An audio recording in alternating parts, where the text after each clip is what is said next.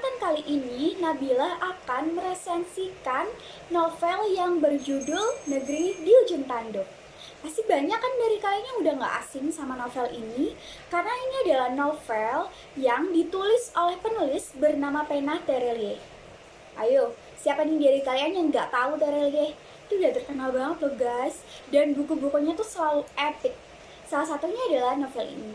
Tapi tenang aja, Nabila nggak akan bahas tuntas tentang isi yang ada di novel tersebut. Nabila akan menekankan nilai-nilai apa saja yang terkandung di novel itu. So yeah, let's check it out. Nah, teman-teman, yang akan Nabila bahas pertama kali di video ini pastinya adalah ringkasan cerita yang terkandung dalam novel Negeri di Ujung Tanduk. Jadi, kalian harus simak baik-baik ya. Novel Negeri di Ujung Tanduk ini menceritakan tentang Thomas, yaitu tokoh utama yang merupakan konsultan politik profesional. Salah satu tugas Thomas ialah menyusun strategi politikus untuk memenangkan pemilu bagi klien politiknya. Nah, dalam kisah kali ini, Thomas akan membantu seorang klien politiknya yang berinisial JD, seorang gubernur DKI yang sangat dicintai oleh warganya. JD inilah yang akan maju ke pemilihan presiden. Dan ketika mereka tengah dekat dengan kemenangan, sebuah serangan yang mematikan dan mengerikan ini membayangi mereka.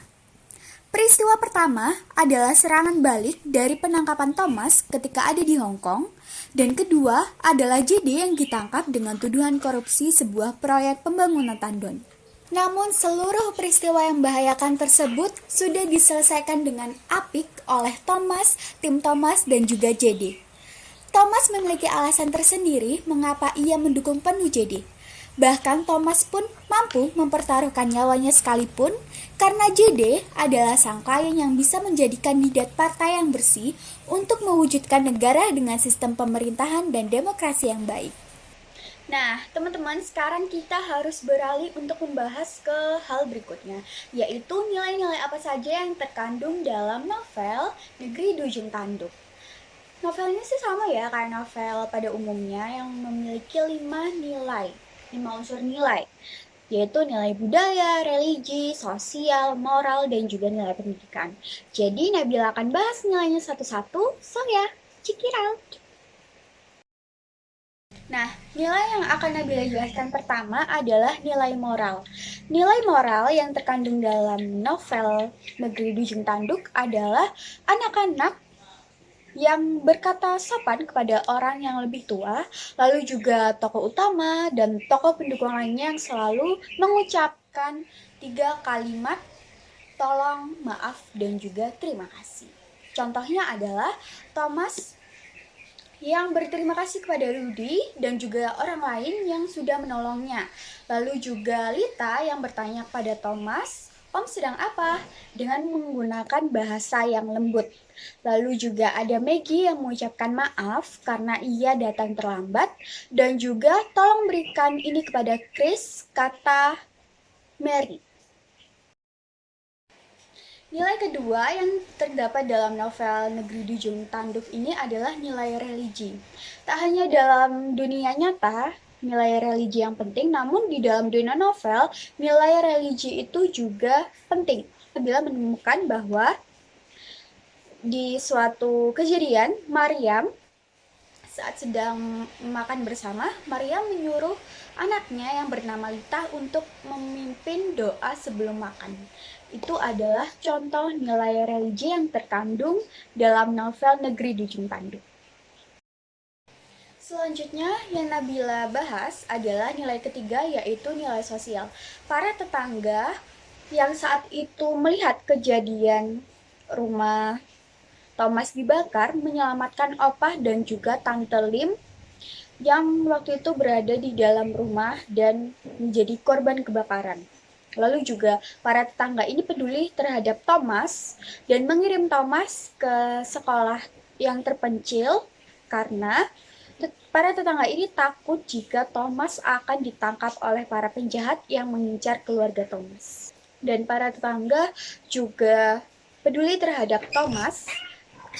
Para tetangga ingin Thomas tetap berpendidikan walaupun tak memiliki keluarga yang lengkap. Selanjutnya yang akan Nabila jelaskan adalah nilai budaya.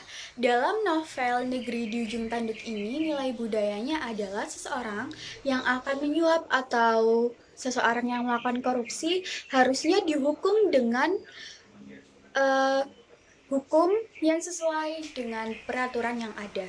Contohnya saat Thomas yang akan dikeluarkan dari penjara, sebelumnya Thomas memiliki rencana yaitu akan menyuap para petugas agar dibebaskan lebih cepat.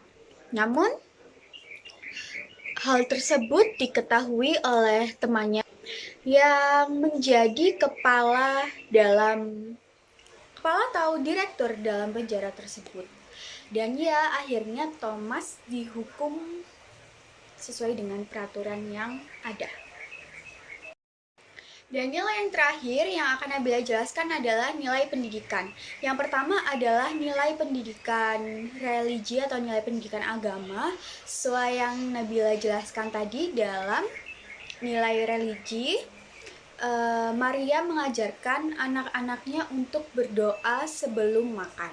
Lalu juga ada nilai pendidikan karakter, yaitu Thomas selalu berpikir sebelum melakukan atau berkata sesuatu. Karena jika asal ceplos-ceplos itu pastinya akan merugikan Thomas dan juga lingkungannya. Sebenarnya teman-teman, contoh-contoh nilai yang terkandung dalam novel Negeri di Ujung Tanduk ini banyak sekali.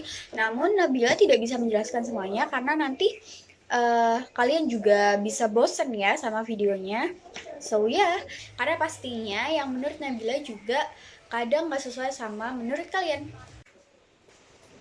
Nah teman-teman, hal itulah yang bisa Nabila sampaikan pada kesempatan kali ini dan Nabila mohon maaf sebesar-besarnya jika ada kekurangan dan kelebihan dalam penjelasan video kali ini.